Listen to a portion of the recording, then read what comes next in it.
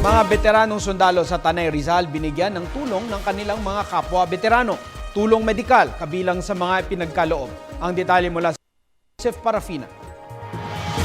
Minsan pa pinatunayan ng grupo ng mga veterano ang mga katagang walang iwanan ng kanilang kaligayahan ng kanilang mga kasama na nangailangan ng kanilang tulong.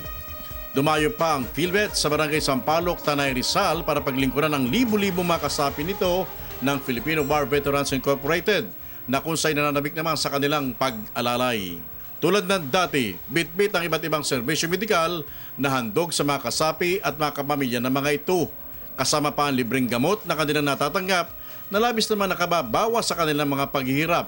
Isa ang veteranong si Mang David na 72 taong gulang na kung sa'y natulungan ng grupo.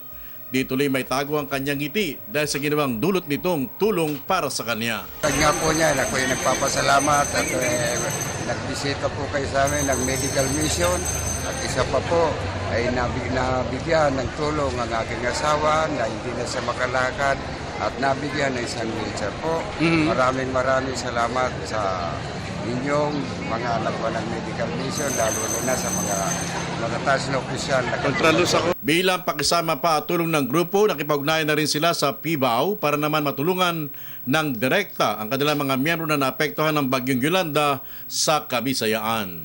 Para sa Telebisyon ng Bayan, Joseph para